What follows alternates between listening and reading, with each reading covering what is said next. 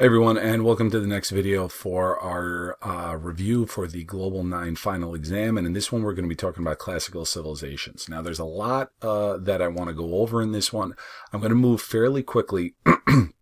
Excuse me. And remember, this is a review. Okay, you guys should always refer back to your notes, the textbook, the kind of that type of stuff to go into everything in a lot more depth and detail. All right, I just want to hit the high points with this. But anyway, let's get into it. So Greece is the first one. The geography of Greece divided the people into city-states. Greece is a peninsula. All right, so when we're talking about Greece, we're referring to this area and a lot of these islands.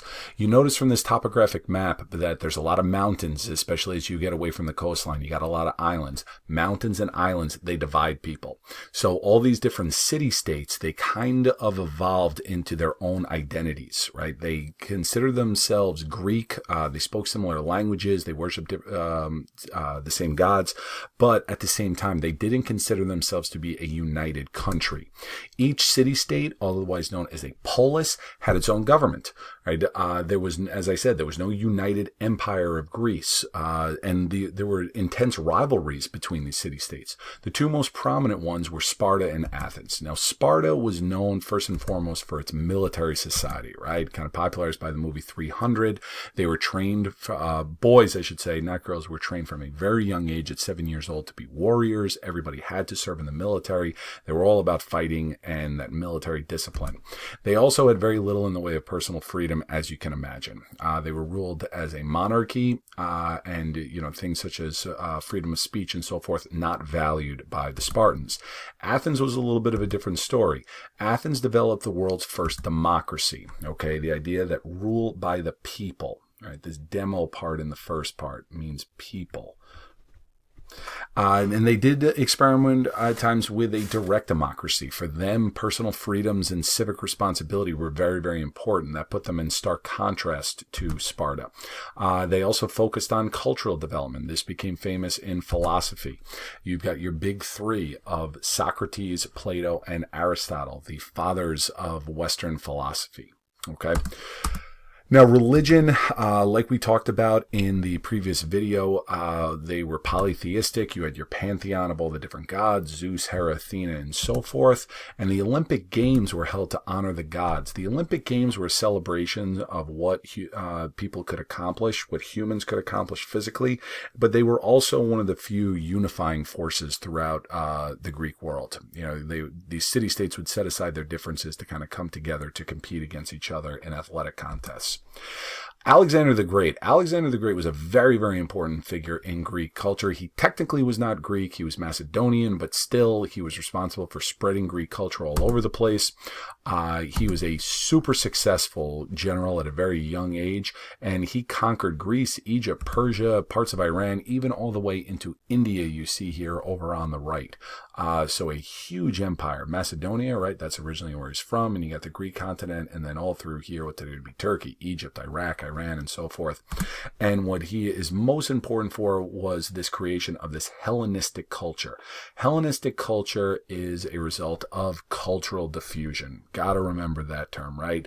Kind of the spreading and mixing of other cultures. Trade and warfare. In this case, warfare. It was a blending of mostly Greek. Okay, Greek was the primary one. As you see here, Greek was dominant. But also you got Egyptian, you got Persian, you got Indian cultures in there also.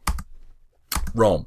Rome is located on a peninsula. Peninsula is a body of land that's surrounded by water on three sides of Italy. Right? You can always recognize Italy as being the boot. And it grew from a local city-state, just like the ones we talked about in Greece, into a very large empire. Here's a picture of the Roman Empire at its peak in 117. You see it encompassed what today would be England up here, Britannia, France, Spain, North Africa, parts of Austria, Greece, Turkey, Egypt, and so forth. A big, big empire. Now, before it became an empire, though, it was a republic. From 509 BCE up until 27 CE, it was a republic. And a republic is ruled through representatives. And the dominant power in the Roman Republic was the Senate. The Senate were representatives of the people, but it was a much more narrow representation than what we typically think of as senators today. They all came from the upper class, the patricians, I apologize, plebeians were the lower class. They all came from there. And they served for life. Okay, so if you were able to become a senator, that was a good gig. But they did have some systems of checks and balances, similar that we have today. They had consuls. Consuls, there were two of them, so another kind of way of checks and balances, and they were in charge of running the government and the military, very similar to our executive branch, the president. Now, as I said, this seems like it was dominated by the patricians, by the upper class, so eventually they did create a office for the plebeians, for the lower class, and they were known as the tribunes. Okay, so those are your three major offices of the Roman Republic.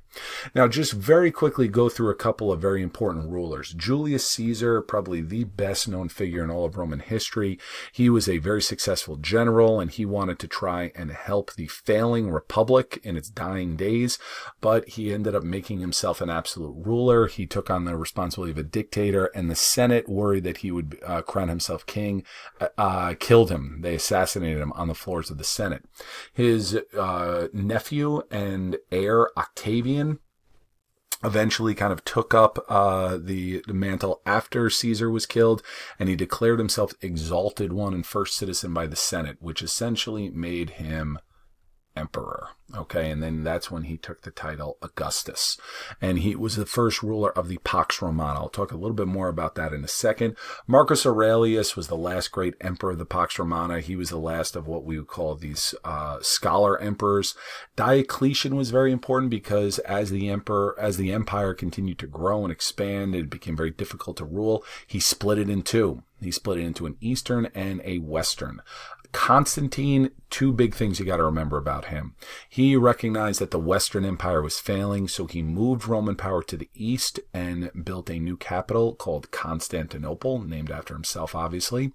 And why he is also very, very important for world history, he granted tolerance to Christians through the Edict of Milan.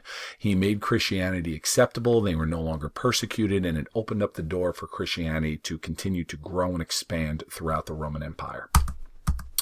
Now, some key achievements. First and foremost, they had a massive trade network. The Romans really kind of dominated trade throughout this body of water called the Mediterranean, and Roman roads, safety and stability brought by Roman laws and the Roman army. It allowed trade to, it facilitated trade and travel. Okay, so very, very big trade network. The 12 tables of Rome, same way that we talked about Hammurabi's code, written law codes are very, very important, and that's true here for the 12 tables of Rome. Laws create stability, right? Whether you were up here in Britain, whether you were in Rome, whether you were in Judea, Roman law applied the same for all citizens, or at least it was supposed to.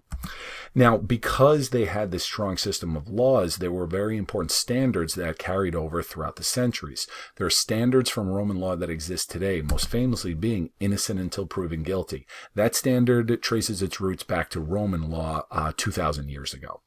Now, I mentioned before with those emperors, the Pax Romana, that literally translates to Roman peace.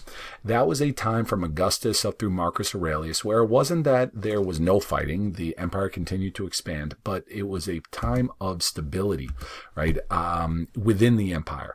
There were no civil wars. There were no violent overthrows of emperors or anything like that that you had in the later years. The conflicts were only in looking to conquer other parts and add to the empire. So it was a time of stability. It was a time of prosperity. It was looked at being the high point of the Roman Empire. And also extensive trade and cultural achievement. Okay, India. Now, I haven't really talked about India, but just a couple of things here. There are two dynasties that are important to know with India. One is the Maurya dynasty. That was the first major dynasty of Indian history. And one ruler to know for that, Asoka. Asoka was big on kind of creating stability and again with laws, right? He wrote his laws on rock pillars. Here's a picture of one that's still standing today, and he posted them so that people could see these throughout the empire and know what the laws were. And he also was very important for converting to Buddhism. He was disgusted by the violence that his conquest had brought, and so he renounced violence, meaning he gave it up, and he became a peaceful Buddhist, and he was also very instrumental in the spreading of Buddhism throughout India. The other one was the Gupta dynasty. Now, the Gupta dynasty is generally considered to be the golden age of classical India. You see this, the golden age refers to a high point in cultural achievement, not necessarily conquest. It doesn't mean that you're going out and creating the biggest empire. Empire, it means that there are tremendous cultural achievements, such as math, right, where we've got our Indian numeral system, decimal system, the concept of zero. Indians invented that. Sciences, where they used anesthetics, right? They, had oral surgery, they had brain surgery. Now, obviously, nowhere near as complex as we have today, but still way ahead of the time of what you saw in other parts of the world. That's why the Gupta dynasty is referred to as a golden age. All right, the caste system. This is very, very important. The caste system was a super strict social class system. You were born into a caste and you stayed in that caste until you died. The only way out of your caste was through reincarnation, and that's how you can move up or down into it. Your four major castes, okay, I'm just going to list them all right here, and you can see them up here. You do not have to remember the Indian terms for it, but you should remember the categories: priests, warriors, merchants, craftsmen, and then your peasants. Now you see this bottom one here, Dalits or untouchables.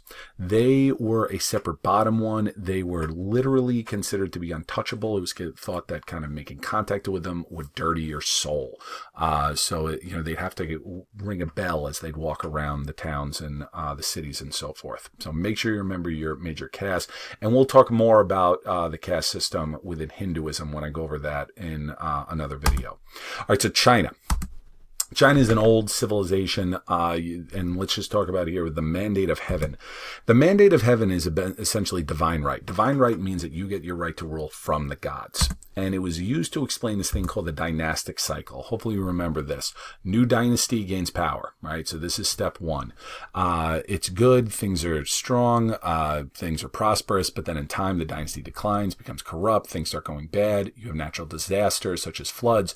People use that as an excuse to claim that you have lost the mandate. You have lost the approval of the gods. So rebellion is justified. That old dynasty is overthrown. And then what happens? The whole thing starts over again, and you're back with a new dynasty.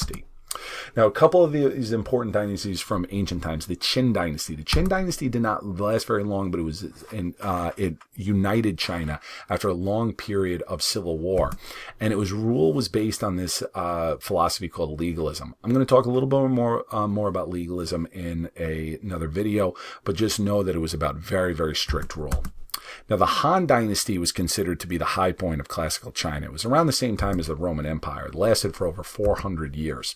Trade and transportation networks grew. All right, you had the civil service system developed. I'm going to talk a little bit more about this with Confucianism, but civil service system means that you are working for the government. And it was about taking a test. It was about that it was based on merit. It was about what you know, not who you know. So government jobs are based on merit, and you had to pass an exam to get jobs. Lastly, the Silk Road. The Silk Road, very, very important trade route. Okay, it was all the way from China. I'm just erasing this here so I can put this map up here. You see how it went from China and all the way to the Mediterranean Sea. It connected classical civilizations through trade. So going through Central Asia, India, Persia in here, ancient Mesopotamia, Egypt, okay? It was, easily the largest trade network of the ancient and the classical world. And what's also very important to remember about this, it leads to cultural diffusion, right? Hopefully that you got the cultural diffusion just kind of grilled into your head at this point of the year. But trade and warfare, and obviously the Silk Road was the biggest trade route that you have of the world at this time. Okay, so a lot that I threw at you, I get that, but I wanted to go through all these classical civilizations, and for the next one, we're going to be talking about religions and philosophies.